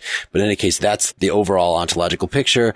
No. That's not taking the fact that we start from our own point of view seriously. We need to start from our own point of view where things are meaningful. They just are meaningful. If you say, really, we just experience sense data or these physical objects and we add meaning to them, that's just a bullshit theory that you're imposing on the phenomena. What the phenomena tell us is that things are meaningful, that we are engaged with things in this care relationship fundamentally. And in fact, it's an abstraction to get to the kind of things that empirical science talks about. Like his, I think that's a great way of putting it. Like this account of space, the fact that, you think the space of Euclid, that's the fundamental thing. And that's kind of the way Kant talks about it is that just, to have any experience at all, we have to experience it towards using this 3-dimensional going to infinity in every direction. There's uniform distances and you can count them in every direction. No, but for Heidegger, the world that we live in, the space that we live in has to include a here and a yonder, and its distances are not what you measure with a ruler, but it's kind of how far away is something? Well, how long is it going to take you to get there? How much trouble is it to get there? And we can abstract away from all our particular purposes and just take out a ruler and measure things, but we got to understand that that's derivative. That's just a partial representation of the world. The world in itself has all these meanings in it, these human things fundamentally. Yes. Nice. That's very well put, Mark. And the only other piece to add to that is not just space, but time. We have the exact same thing with time. And that is a critical, fundamental part of being, Dasein, is temporality.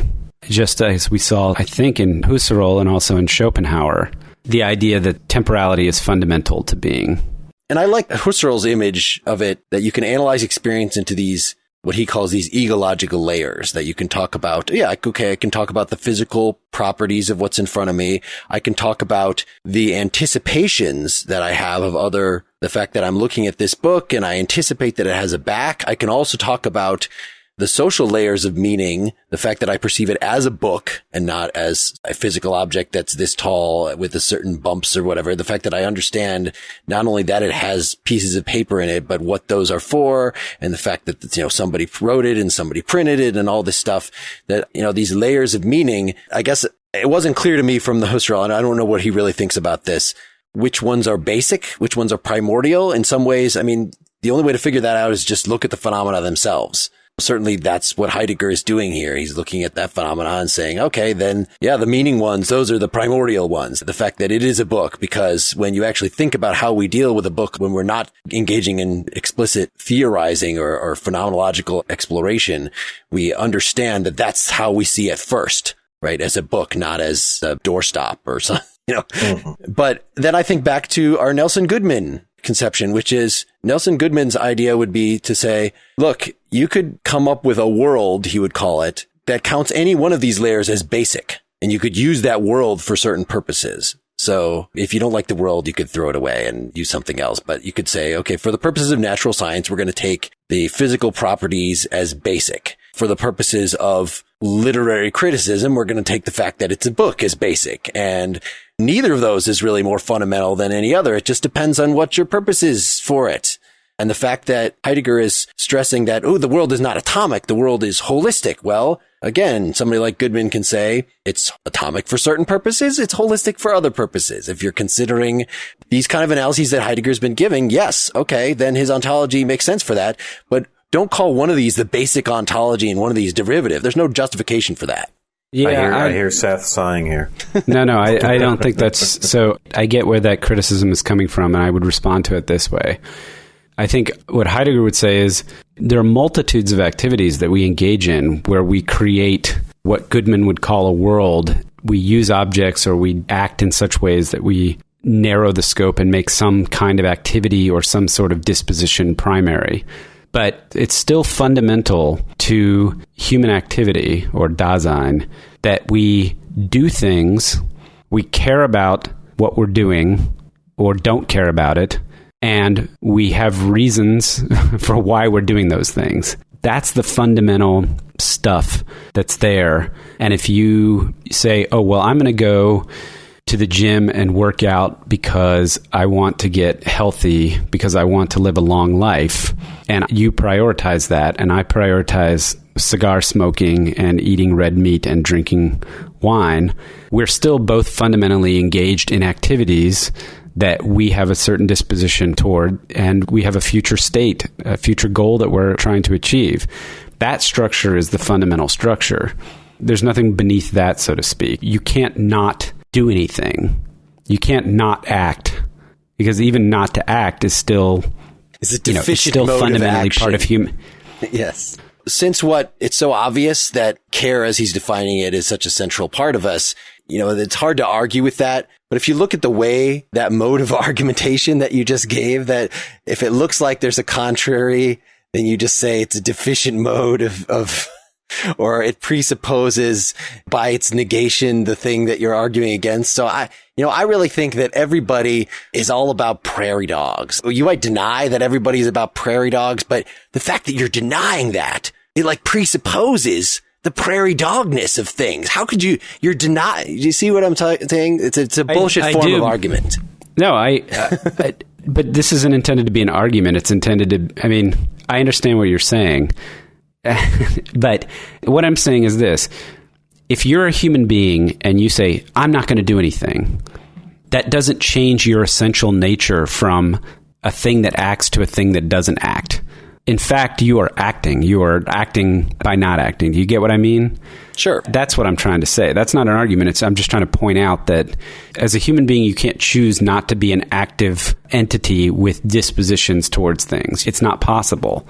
So does that sound like it's your essence? So in other words, he's not an existentialist. This is our essence, to be active beings. He's not an existentialist the way Sartre is. Yes. No, this is what we talked about earlier. No. But we didn't fill it out because it actually says in Being and Time here in the part we read, our existence is prior to our essence and we don't really have it. And you could see, so Dreyfus characterizes all of Sartre's being and nothingness as a misreading of Being in Time, that his emphasis on the fact that Heidegger gives all this setup for what sounds like existentialist, you choose your own being and you push yourself in different directions, and the way he talks about emotions is ontological. All this stuff comes out in Sartre. But I guess Heidegger didn't actually believe any of that, or else he wouldn't have been such a bad person. No. Did you see the YouTube video clip of Dreyfus being interviewed by Brian McGee? No, I will watch it. He spends 5 minutes talking about Husserl, and then the rest of the 5 clips are almost all about Heidegger. But Dreyfus went to visit Heidegger, he mentions in this video, and apparently Being and Nothingness was sitting on the table. And Dreyfus said, "Oh, you're reading Being and Nothingness." And Heidegger said, "I can't read that crap." Literally used the German word Dreck, which means crap.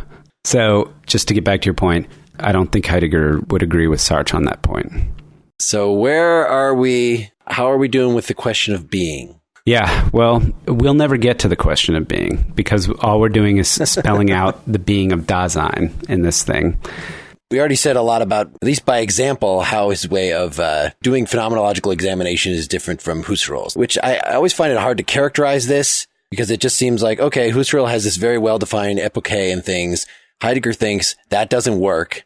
And so what's his alternative? Well, I'm analyzing the history of philosophy and the history of how words were used to try to get at what people meant by being. It really all comes down to being, whereas Husserl's phenomenology is really open to the full. This is just how Heidegger characterizes it himself, at least in one place. But it seems like Husserl's phenomenology is open to the full range of human experience, even though he himself focuses mostly on perception. But other folks like Sartre talk about other parts of experience. But Heidegger's is really, phenomenology is all about getting the underlying being of things. Of what being is apart from beings, the being that beings have, right? And that has to do with what he thinks phenomena are. I don't even know that most people would even call what he's doing phenomenology. It's certainly not phenomenology like Husserl intended, which is why Husserl backed away from the book after it was published. Heidegger basically says, look, I want to answer this question, what is the meaning of being? In order to answer the question, what is the meaning of being, I can only look at beings because there's no such thing as being out there that I can study. So I'm going to look at beings. Well, the best way to look at beings is not to take a scientific approach or an analytic of the sort that Kant does. The best thing to do is to look at how things actually are in the world. Look at how the world is. Look at how the world presents itself. Look at the phenomena. Right, presents itself. There have been people who've said that his etymology is very spurious. I'll leave it to Wes to judge, but his conception of phenomenology, he's trying to reach back to this Greek use of the term. He thought the Greeks had a way of thinking about things where they allowed them to present themselves to people as they were in themselves. He thinks that objectivity and the form of the ideas in Plato, all that stuff we talked about, substances, objects, ideas, these things change the way that we see the world, and having a theoretical structure in place prevents us, so to speak, from seeing things as they are in themselves. Mm-hmm. And his intention, what he thinks phenomenology is that it's going to allow things to show themselves as they are in themselves and not through some kind of lens. So this whole existential analytic of Dasein is intended to be an exercise in letting it show itself, which is why the wording is so weird and why he's got all this Greek. And, he thought that German was the only true heir as an expressive language to Greek, which is yet more of, his naivete and his nationalism and all this stuff that came out. There's some argument for that. I don't disagree, but it's ridiculously arrogant and stupid to say that the language I speak is the best language for philosophy. It's just, come on. Well, any language where you can simply run together words to make a new word is inherently philosophical. Yeah. So phenomenology for Husserl, it was a methodology, and it was a methodology that was intended to be scientific. And what Heidegger's trying to do with phenomenology here is tease out meaning. He mentions hermeneutics, and hermeneutics is originally a way of textual interpretation that was intended to tease out meaning. And it goes way, way, way back, right? There's biblical hermeneutics, and it's well established. And Heidegger was doing a form of philosophical hermeneutics, which is why he plays around with language and looks at Old Greek and Latin terms and the roots of words, and he's trying to get to an understanding that is not necessarily scientific. You mentioned the way he analyzes the ancient Greek being suspect. I don't think it's suspect, but I think it reminds me exactly what I was doing when I was studying ancient Greek, and I was very excited, and I saw it as this sort of portal to things you couldn't think about otherwise. And there's a free association element that goes on, right? The way you use the ancient language to think about things differently. When I say Heideggerian cult for St. John's, it's not like we studied Heidegger. It's that the whole reverent attitude towards the ancient Greeks was there, and the whole approach and this looking at the ancient language in this way. It's not like he's giving a strict analysis of Philistine in the ancient Greek. I think he's free associating to get ideas out of it, which at the same time, on the one hand, I was irritated a little bit because I have a little bit of bitterness about my level of reverence. It's like someone who's been religious and who's no longer religious. That's sort of my relationship to that type of, that was going to be my life, and to be that kind of philosopher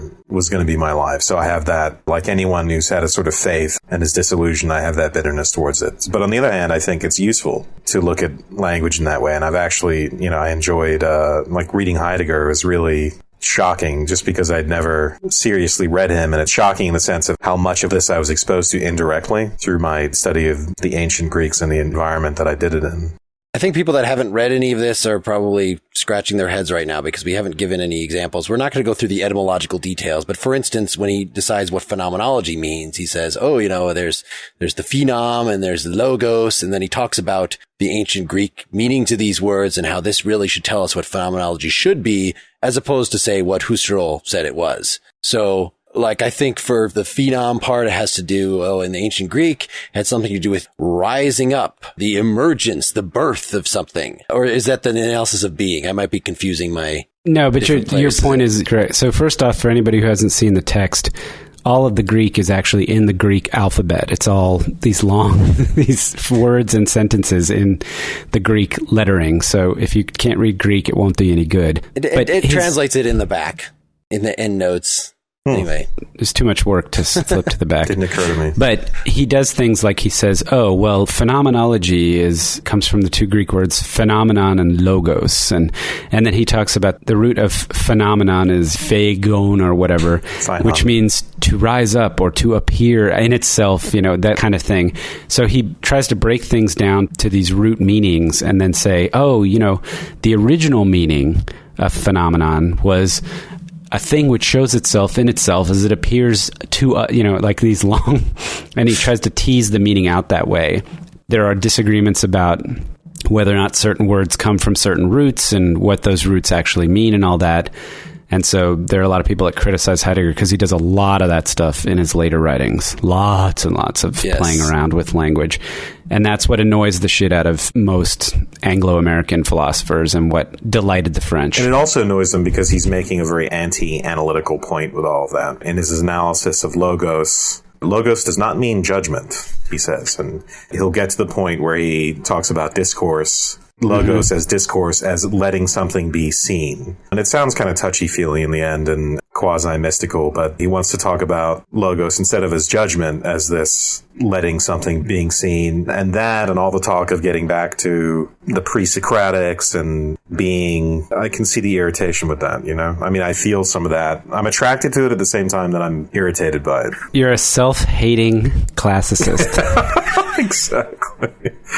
It goes along with his conservatism, his provincialism, or whatever. I think it was in the Introduction to Metaphysics lecture that I was reading the beginning of that he was saying something like, there's no progress. He just kind of says this out of nowhere. Like, things start great and then they get crummier and crummier. And that's just the way things work. And that's the way you should expect them to work. The specific application to this in particular is when people come up with these words, these first philosophers, these people before Socrates, they were in touch with the phenomena themselves. But then once their words harden into doctrine and they're passed on to the next person, then it kind of gets more and more obscured and false as it's passed down. And so that's what he's doing, that we need to unravel the history of these things to figure out what the phenomena were that really the originals were reacting to. What's the grain of truth that's hidden in all these centuries of increasing error? Yeah, and it sounds almost like a Christian conception of the fall, right? And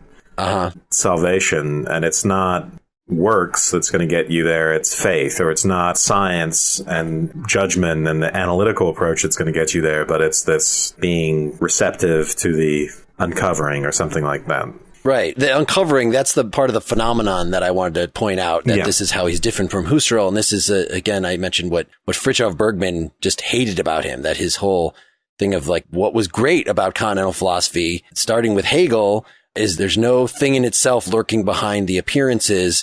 We are connected in knowledge with the things in themselves. There is nothing beyond that. Or the things themselves, just to the things be more themselves. careful about, Yes. Even though Heidegger, we've already characterized that, yes, our being in the world means we are interacting with the world, not with our own appearances. So it seems like Heidegger has a hold of that. But at the same time, he talks about phenomena as it's not the appearances, it's the thing behind the appearances that appears. And these are both parts of experience broadly construed.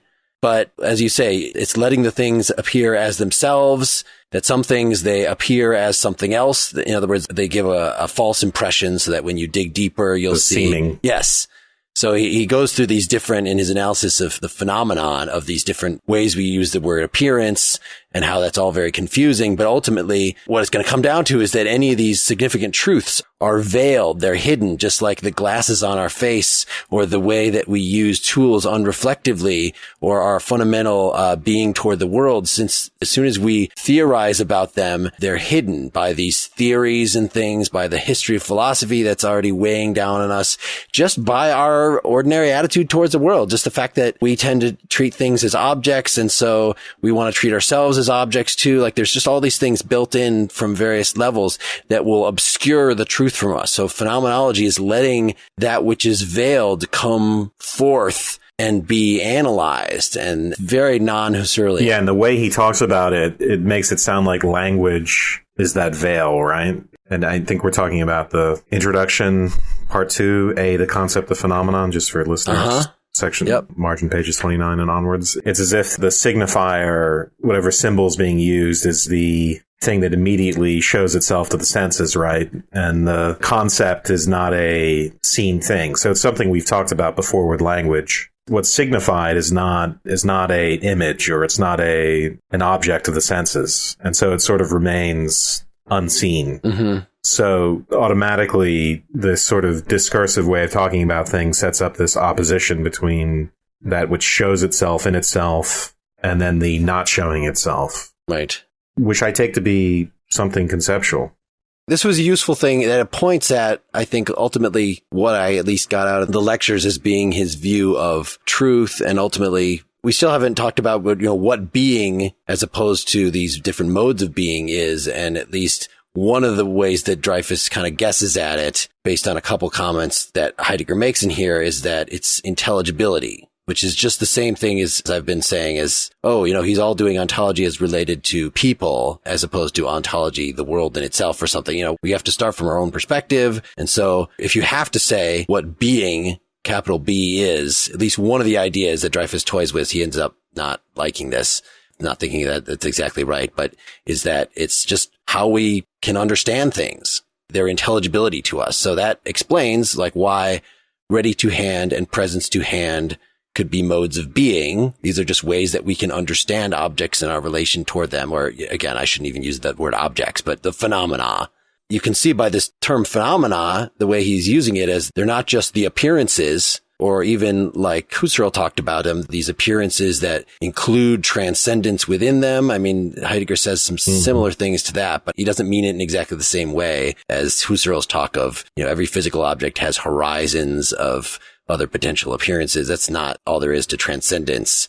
And so he seems to have more available to him, I think, Heidegger, in being able to talk about truth as hiddenness, or what truth is the revelation of something that was hidden. And so it's another alternative. I'm just dwelling on this. We obviously won't be able to go on this in any detail, but because we talked about it so much in our pragmatism episode and last time, that yes, Heidegger too has to have a view of truth that's coming from the same area in terms of, it can't be the correspondence of things that we experience with something far off and unexperienceable, but at the same time, it can be the correspondence, if you even want to use the term correspondence, of a particular seeming with the phenomena that's causing that seeming, which sounds very similar to something that Husserl actually says.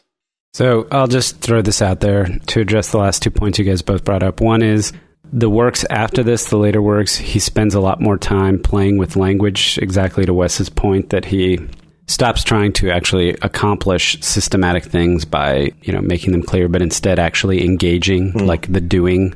And so some of his essays seem really lunatic and bizarre because he's playing with language and he's taking, it's definitely arrogant. And Mark, he has a more developed theory of truth, if you will, later on. That's exactly what you described, namely that truth is the uncovering of something that's hidden, but he points out that it actually has the characteristic of hiding something simultaneously. So the seeming of something, if you see it in one particular way, it means that you're not seeing it in another way. And so his theory of truth, which he ties into a view of history, is that we go through these historical epochs where things are revealed, aka they're true in one way, but it hides something else. So when, the medieval way of viewing the world was true for medievals, but it hid the previous Greek way of viewing the world, and obviously precluded the more modern view that we have, like in the world of science, we can't view the world the way the Greeks did, for example. We can't view the world the way the medievals did. And because of that, we have a tendency to think of them as being wrong or simplistic or naive or what have you. But that's how he thinks truth works. As far as getting at what being is, I remember Dreyfus mentioning the word intelligible and then almost immediately backing off of it because it does weigh too much on the kind of knowing, knowledge, scientific aspect. A better word might be significance.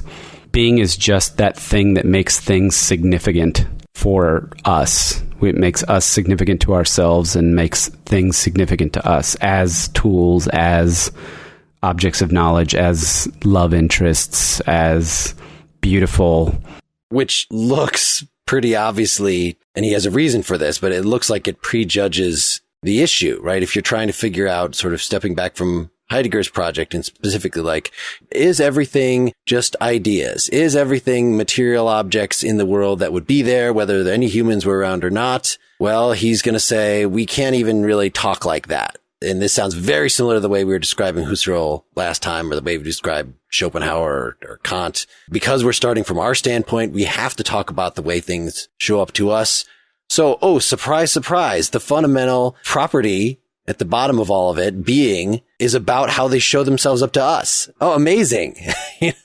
it's kind of a circular enterprise, but that's what phenomenology is about. You're describing experience. And this is what experience tells you, is that everything experienced is experienced, or, everything that we can consider is considered by us, or everything is in relation to us. That, it shouldn't be a surprise that that's the way it shows up, because that's the way we're looking at it. It's the hermeneutic circle. Yeah. So you could just be aggravated by that and try to go back to a naturalistic standpoint, but you have to at least come to terms with that argument that Heidegger and I think Husserl have, that naturalism is incoherent, that you can't presuppose, you can't abstract away from the fact that we are humans with a whole system of meanings to think about us as physical objects, animals with maybe some idea stuff or a soul substance or whatever. All that's just jamming theory on top of it. When I'm saying it actually doesn't sound as bad.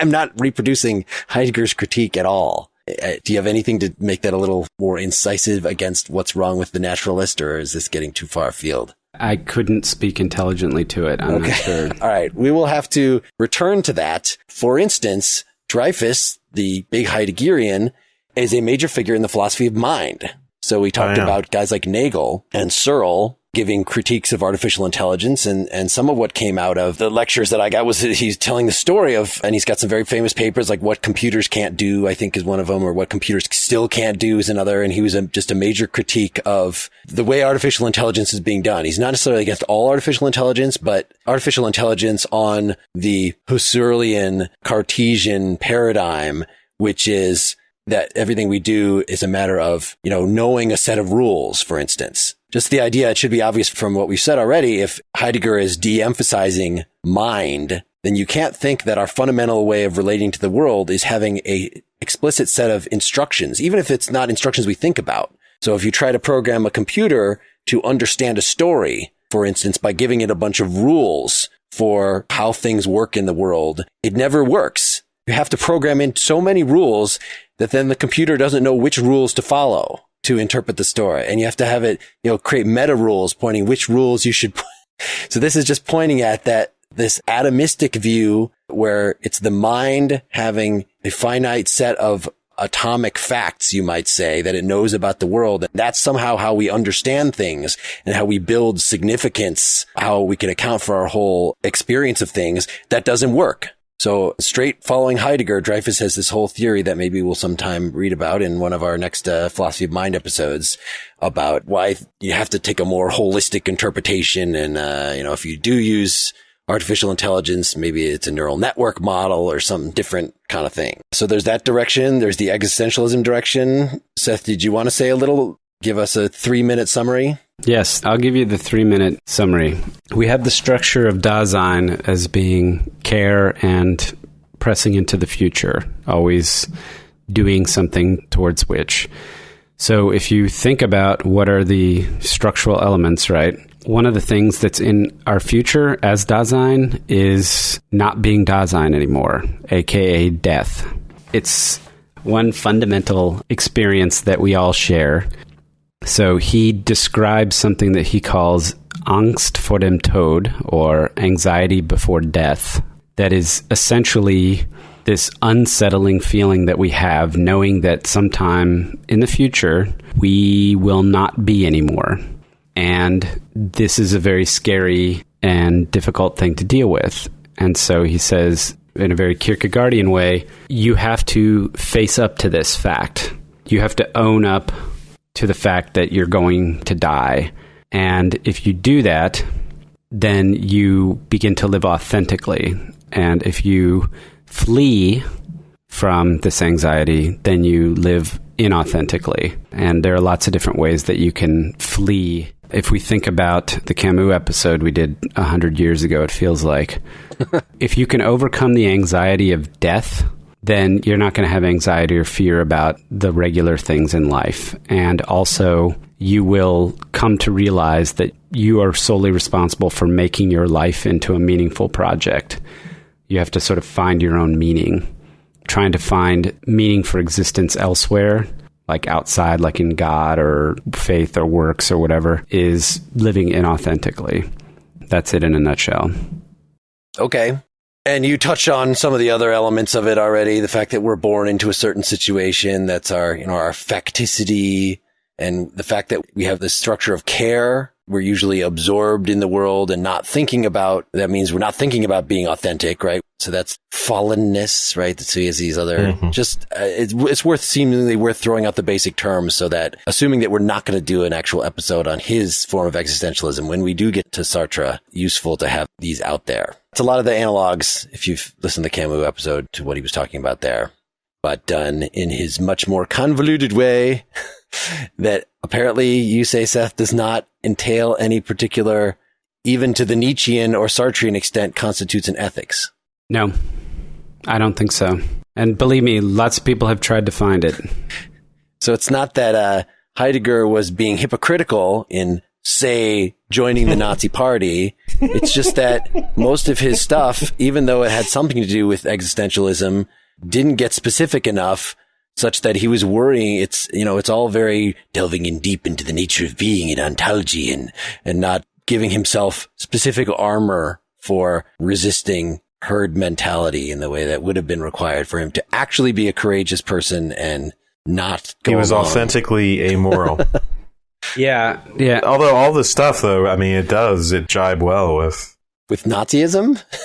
Sure. Going out and talking to the noble peasants and being against discursiveness and talk about tradition. And there's no doubt that you could tie a lot of this stuff into the whole folk mythology, and the fact that it's all about using your hands and all this practical activity is what makes the German character strong. And the Luddite element, and yeah, it's a nostalgia for simpler times. Yes, it's very, and the anti-technology, and I'm not saying one implies the other. I just think they do go well together. No, you're absolutely right, Wes. And I'm not naive in my, this had a profound impact on me in my intellectual development, but it wasn't like I didn't spend a couple years of my life reading everything where people argued about whether or not you could find Nazism in his works, and all the stuff about his biography and reading about the Holocaust. I mean, I spent a lot of time looking through all this stuff, and I came to my own terms about the fact that I happened to be profoundly impacted by somebody who was a complete douchebag. Yes. A Nazi douchebag. But I still believe fundamentally that he was a profound thinker. That being said, it is very easy to read into this stuff a lot of very unsettling things about fatherland and, the right of the German nation and the priority of the German language and all these other sorts of things, which ultimately I chalk up to the fact that he was a peasant himself. I mean, he was extremely naive.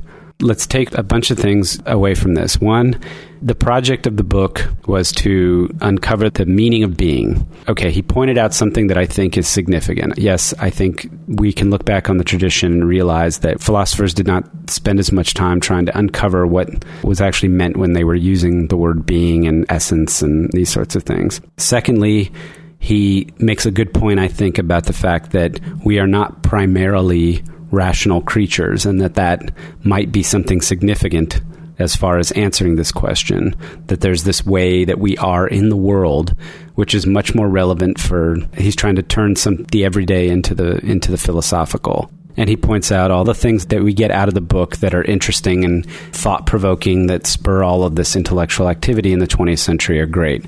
But he never finished the book, suggesting that he thought the enterprise was ultimately doomed. He never talks about the human body. His concept of perception is somewhat narrow. He ultimately is extremely naive, and he does a bunch of personally reprehensible things. And then in his later life, writes very, very difficult to understand texts where he's playing around with language, and he refuses at any point in time to try to meet anybody else on their terms intellectually. So he could have tried to explain what he was doing to somebody who was even sympathetic to his, not necessarily hostile, but sympathetic.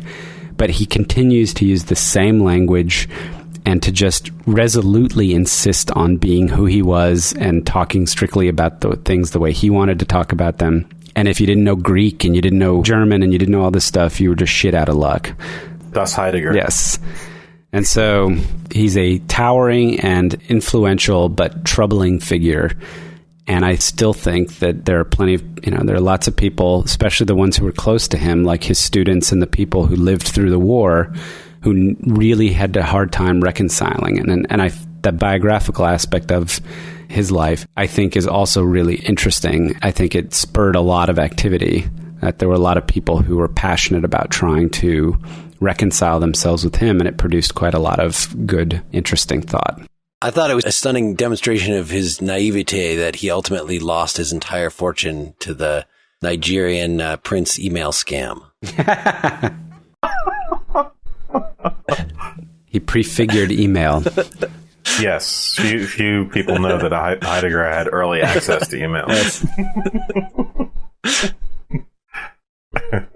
For me, the biographical stuff, I'm cynical enough to not worry about that, right? I mean, it's interesting, but, it's sort of a genetic fallacy or an ad hominem to say, well, Heidegger was a Nazi, so fuck his philosophy. But I'm ambivalent about the whole spirit of any enterprise, which has this nostalgia for a idealized past where, let's say, people were more authentic and in touch with being, and we can somehow get back to that.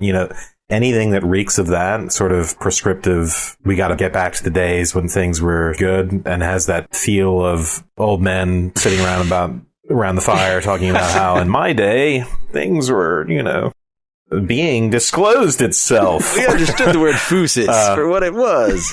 Yeah, exactly. I used to be all about that, and now I'm all not about that. And so I'm just completely ambivalent about it, despite my bitterness in some ways, being sort of a formally religious person that way, philosophically religious. I really enjoyed this reading. It was, and I want to spend more time reading Heidegger. That's strange to say that. I don't know if anyone's ever said that. I want to spend more time reading Heidegger. But I came away, and despite being a little bit thrown off by all the wordy, the same stuff with Husserl, the wordiness and the repetition and seeming to very dramatically say not such big things in this big way. I think there's something important. I mean, Seth, what you talked about, this revolution in metaphysics, let's say, and the idea of care being fundamental. It's something I want to think about a lot more. I would say for regular people, go just read Dreyfus's book, read his commentary, which I think is what I kind of did the first time around, as opposed to reading a lot of Being in Time, because you'll get the story. Of course, there are interpretive matters, but Dreyfus dwells on those a long time too. I was really excited to do Heidegger just because it was such a gap in my knowledge. I felt like in an area that I should have been more specialized in. I like phenomenology. That was one of my focuses, but yet I had just not read enough Heidegger to feel respectable about it. So I really immersed myself in him this time. And so I've had enough of him for a while, but I did get so that first of all, I don't care if it's derivative. I have no proof that it is derivative, even though it's been said to me. But from what you were just describing, Seth, if somebody puts all these guys together, even if they don't add anything really fundamental themselves, I don't care. If it's new to me, don't dwell on who's historically important, whatever. Dwell on what is actually helping you understand stuff. Anyway, and I did find some of the ideas that I got out of this plus Dreyfus to be pretty thought-provoking. And Heidegger's style, I don't know, there's something, maybe it's just kind of mystical obscurantism, but I kind of like it. And, even though I get bogged down when he takes too long in the etymology and just kind of move to the next point, please. And I can't bring myself just to skim to the next point. I have to keep reading the damn thing all the way through.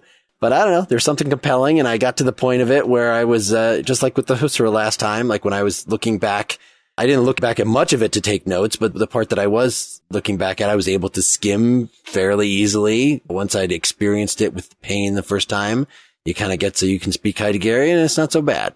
Oh, I'm glad to hear that. All right, I think we gave our closing statement. Yes. So good night to you. Good night. Good night.